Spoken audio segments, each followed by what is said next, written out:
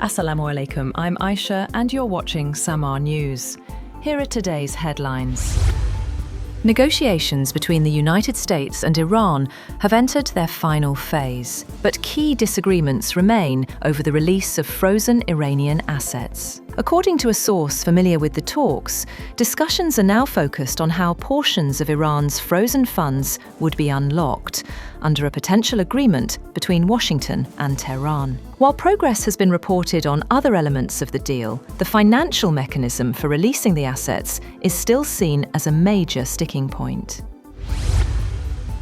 US President Donald Trump says negotiations with Iran are progressing positively and that a potential agreement could be within reach. Speaking to reporters, Trump said talks with Tehran are going very well and suggested a breakthrough could come within days. His comments come despite repeated statements from Iranian officials downplaying the prospects of any major agreement being finalized soon. Iran's supreme leader, Mujtaba Khamenei, says the country's adversaries have failed militarily and are now shifting tactics toward internal destabilization efforts. In a written message delivered during commemorations marking the death anniversary of Islamic Republic founder Ayatollah Ruhollah Khomeini, Khamenei said external actors are now attempting to weaken Iran through division and psychological pressure. He described these actions as part of what he called hybrid warfare, aimed at undermining national cohesion rather than direct battlefield confrontation. Israel and Lebanon have agreed to implement a ceasefire to end hostilities, in a boost to hopes for a broader deal to end the US-Israeli war on Iran.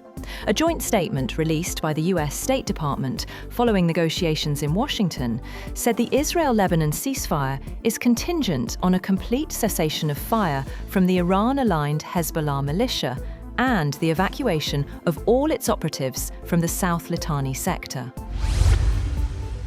Islamic Revolutionary Guard Corps has said that there can be no lasting peace in the region unless Israel withdraws from Lebanese territory. In a statement carried by Iranian media, the IRGC called for an immediate halt to attacks in Lebanon and urged Israel to pull back behind internationally recognized borders. The statement comes as Israel continues to strike Lebanon despite a fresh ceasefire. Israeli Defense Minister Israel Katz made it clear that the attacks would continue for the time being, while the occupation forces would not withdraw from the south. On the other hand, the European Council has approved a new €100 million assistance package for the Lebanese armed forces under the European Peace Facility. The funding is aimed at strengthening Lebanon's ability to secure its territory, protect civilians, and maintain state control over arms, bringing total EU military assistance to Lebanon to €182 million.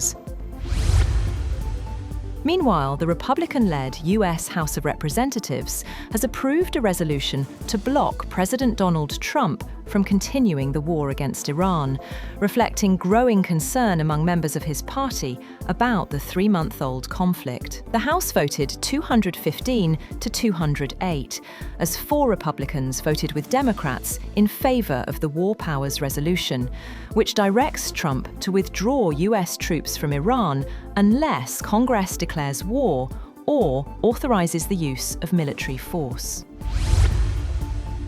In response, President Trump criticized the House vote, calling for the withdrawal of American troops from the Iran conflict, describing the move as unpatriotic. In a social media post, Trump said the vote came during what he called crucial negotiations with Iran and accused political opponents of undermining efforts to end the war.